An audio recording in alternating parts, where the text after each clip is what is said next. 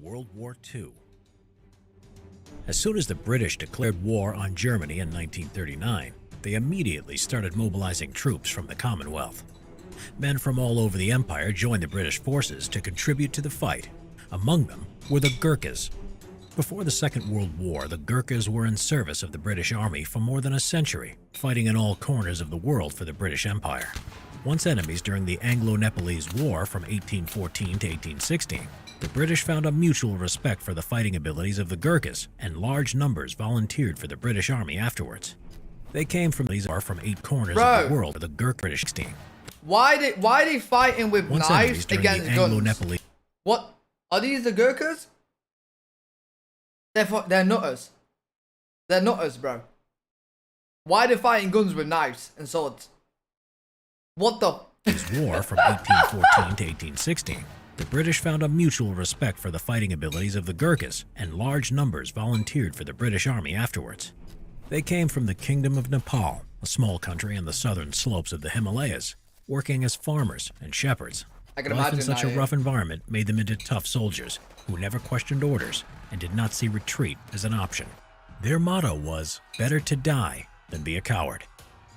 Being among the finest soldiers in the entire empire, the British Army recruited Gurkhas whenever reliable manpower was required.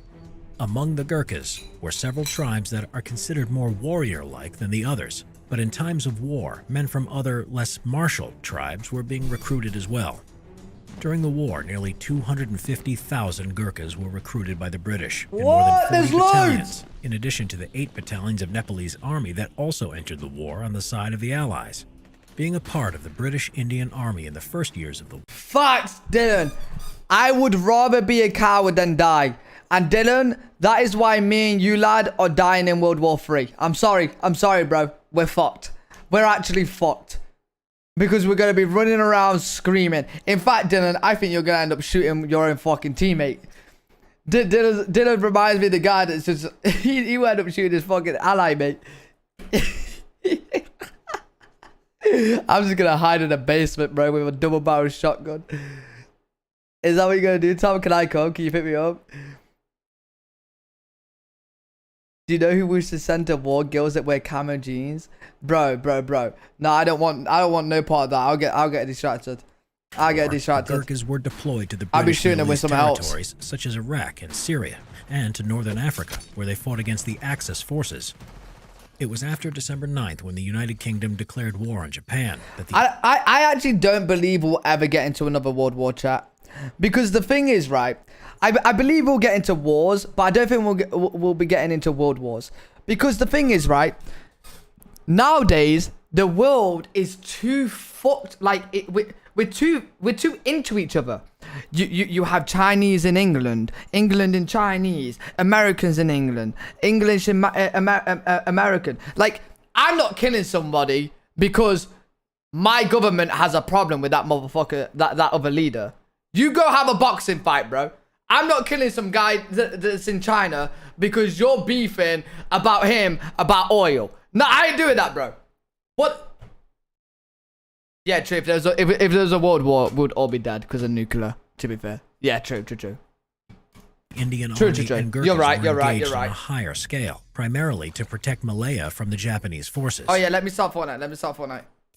Oh, it's only 19. I probably won't play this. You don't have to play it if you don't want to play it.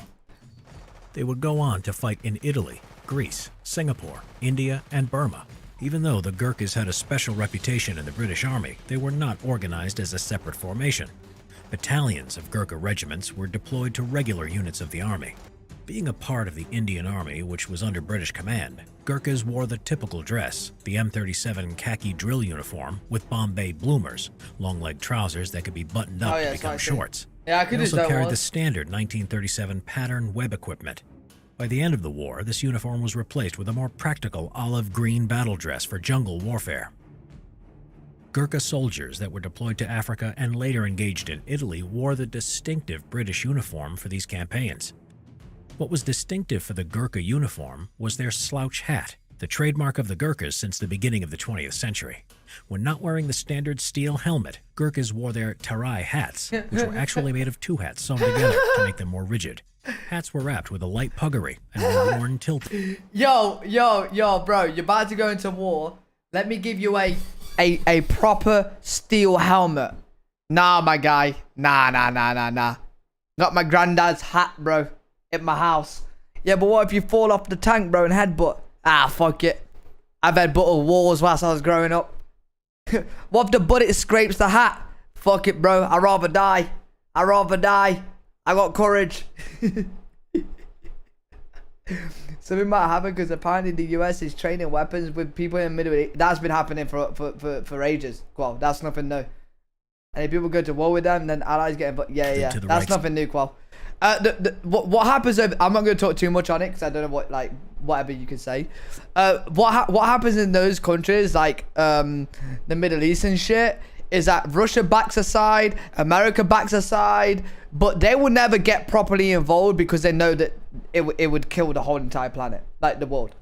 So that they just kind of like just sell weapons to them, get money and shit, blah, blah, like fund them. And I don't actually know what their intent is. Maybe oil in the country. I don't know, probably something like that. But yeah, Russia and America, I don't think would actually go into the war because everyone would just end up dead. There's no point. There's really no point.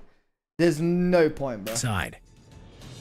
Being incorporated in army units, Gurkhas were equipped with standard British weapons such as the Lee Enfield No. 4 rifle and Bren light machine gun, and American weapons such as the Thompson M1928 and M1A1 submachine guns. However, each Gurkha carried a close combat weapon of his own.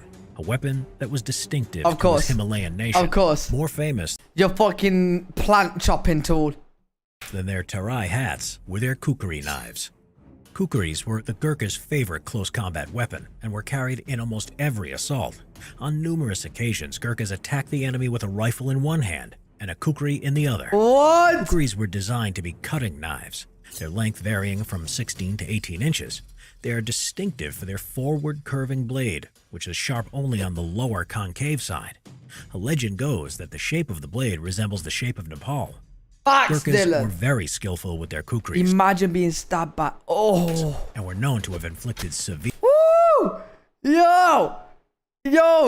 I didn't know Gurkhas had Superman abilities, bro. What the fuck? Gurkhas were very skillful with their kukris. He just flew in! Inflicted severe damage in close combat on the enemy by using only these knives. Because of this, kukris gained an almost mythical status. They're ninjas as well. Many stories told about them.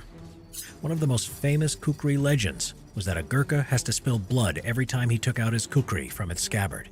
Therefore, if a Gurkha took out his kukri just to show it to someone, Tom. he would have had to cut at least his thumb in order to respect the tradition. Hold on. Blood every time he took out his kukri from its scabbard. Therefore, if a Gurkha took out his kukri just to show it to someone, he would have had to cut at least his thumb in order to respect the tradition. What's the point, bro? Why? Why,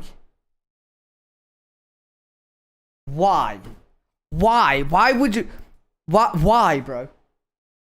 Bro, surely you want your gang or your group to have all their fingers for battle. Why would you want to chop off your own finger? Bruh. The Gurkhas proved to be fearless and ruthless warriors in No combat. shit, they're chopping off their own fingers, bro. They never questioned orders and always fought vigorously. Wait, does Jarvis's granddad have a thumb? Does he have a thumb?